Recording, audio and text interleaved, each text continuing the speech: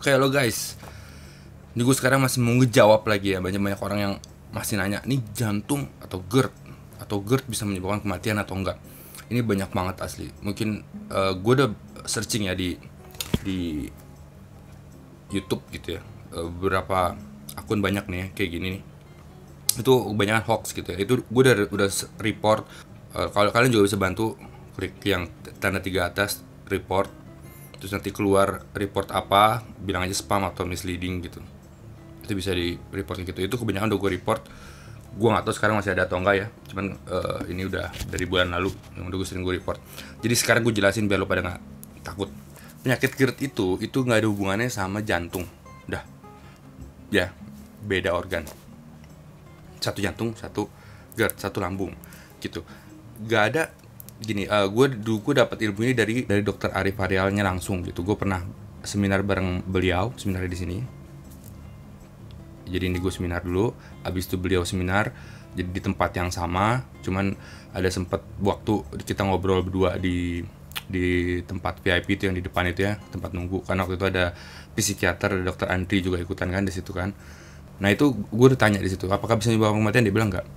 Gue tanya kenapa nggak bisa, karena sekarang gini, jika lambung kamu kenapa nggak akan bisa mati mendadak, nggak akan. Misalnya gini, lambung apa sih yang paling parah? Ini kamu jangan takut ya. Yang paling parah itu cuman separah-parahnya lambung. Awalnya mungkin dispepsia fungsional, yaitu lambungnya nggak apa-apa, cuman asam lambungnya kebanyakan. Itu gara-gara stres, gara-gara pola makan buruk, makan yang berantakan, atau habis makan tidur. Ya, jadi habis makan belum 2 jam udah tidur. Itu kesalahan lu banyak banget tuh ya sekarang buat generasi berbaring ya itu.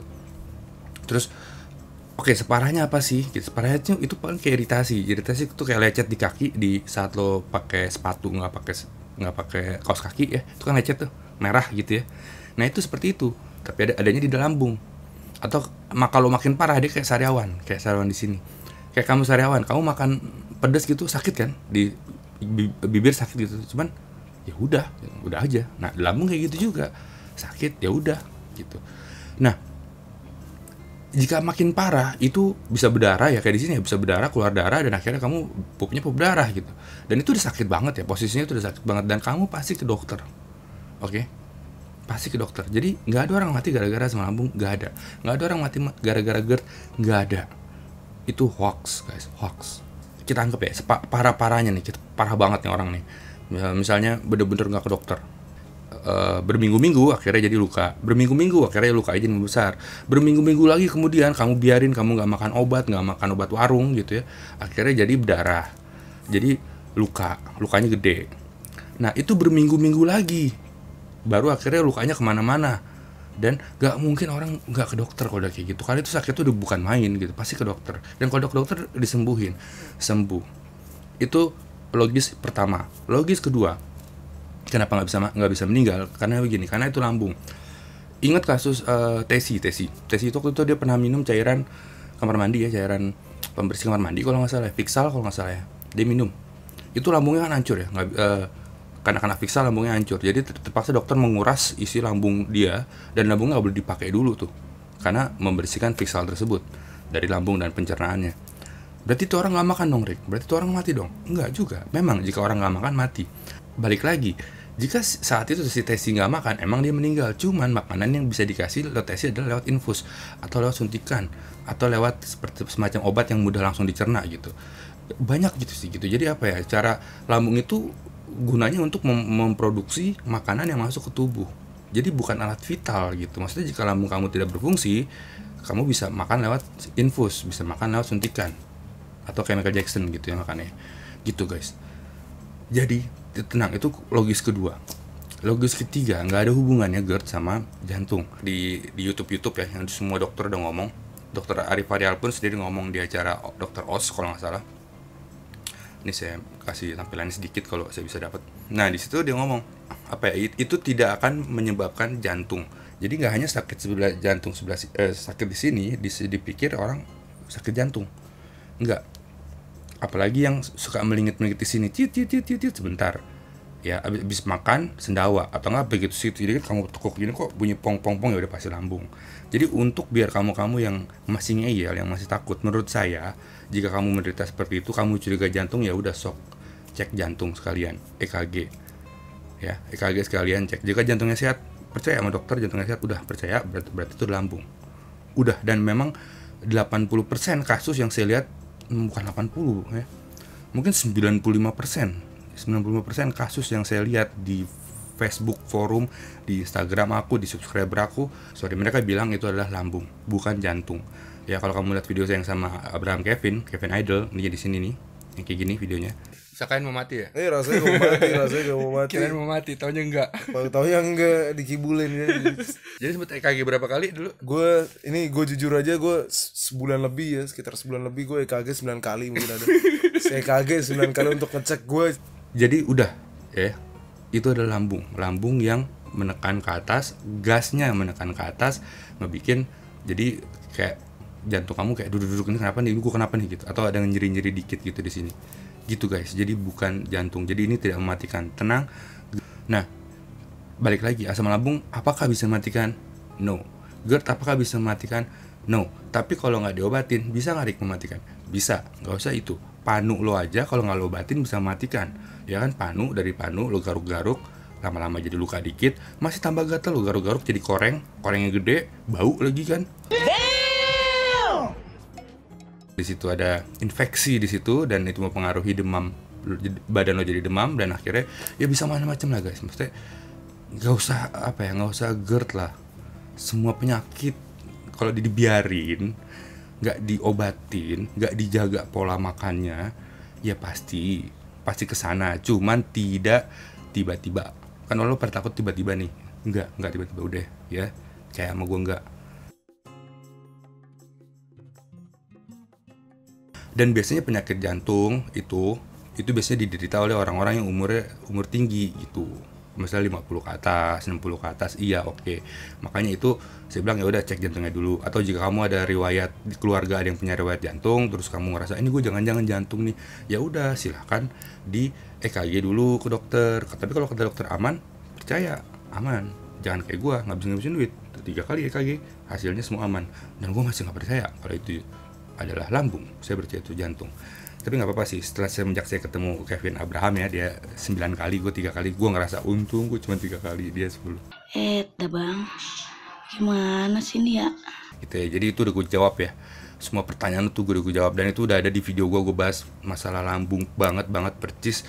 Lalu di situ ada solusinya juga, itu di video kayak gini, di cara sembuh GERD dan dispepsia. Gue bikin sampai part 1, part 2, part 1 itu isinya organik, part 2 isinya dispepsia fungsional, part 3 isinya gangguan lambung, usus ya. Usus itu di daerah udel kamu tuh nggak enak gitu ya, itu namanya IBS, irritable bowel syndrome. Itu di part ketiganya. Di part keempatnya gue ngebahas masalah LPR. LPR itu adalah gejala dari GERD ya, jadi sakit di tenggorokan ya. Tenggorokan itu bukan jantung ya, tenggorokan sini. Itu gara-gara asam lambung naik. By the way, GERD itu apa? GERD itu adalah keluarnya asam lambung ke atas tenggorokan. Oke, bisa disebut GERD ya. Nih saya ingetin, bisa disebut GERD jika ada tiga ciri-ciri lo bisa GERD. Lo bisa ngomong gue GERD, gue sakit GERD, itu ada 3 ciri-cirinya. 1, asam lambung keluar dari tenggorokan, itu ngerasa panas di dada. Kalau nggak ngerasa panas berarti bukan GERD, udah titik. Kedua, begitu naik ke sini mulut kamu kerasa pahit ya, karena asam tenggorokan naik ke sini, asam mulutnya pahit. Dan itu biasanya kamu rasakan di saat kamu tiduran, posisi berbaring ya.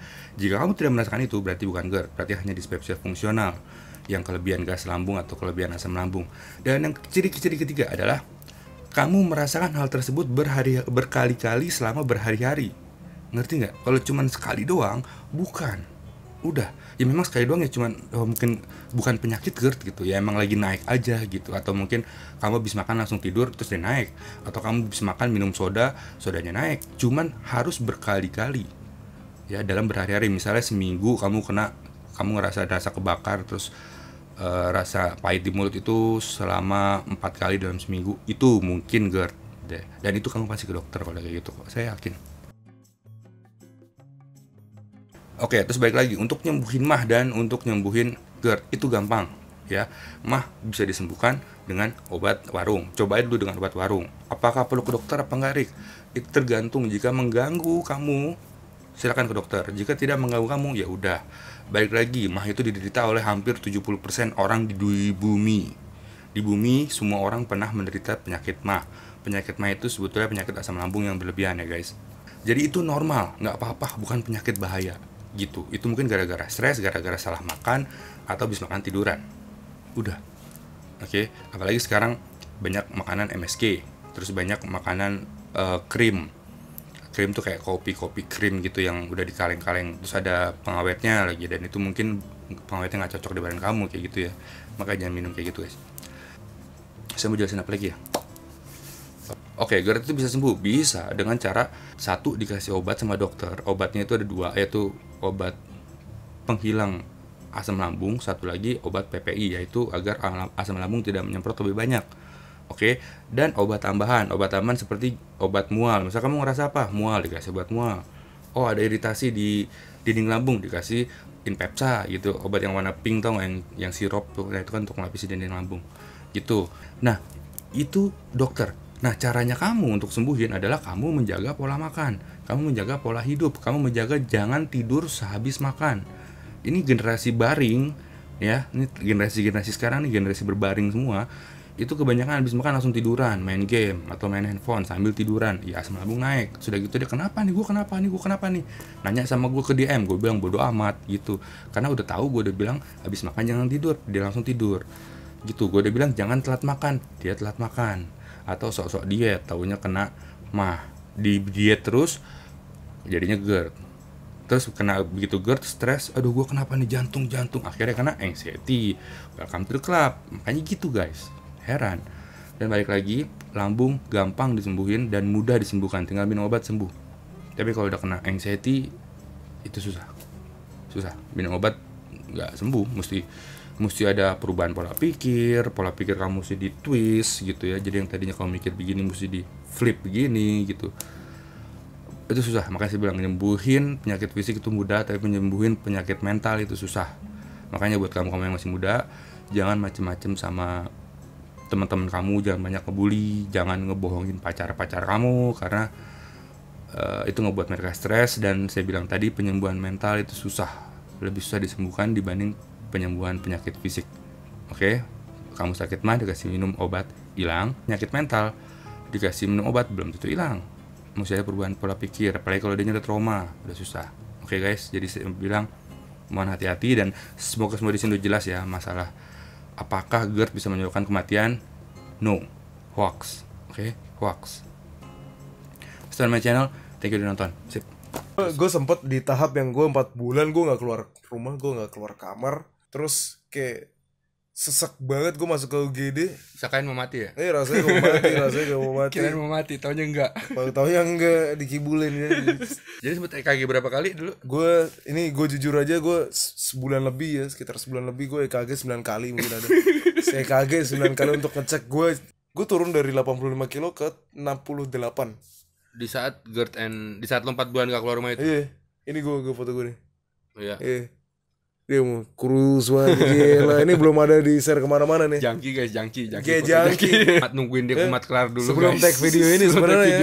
Sebelum dia kumat dulu. Iya, dan kita biasa aja ngobrol. Oke, 5 menit lagi naik. 10 menit lagi bentar lagi gila.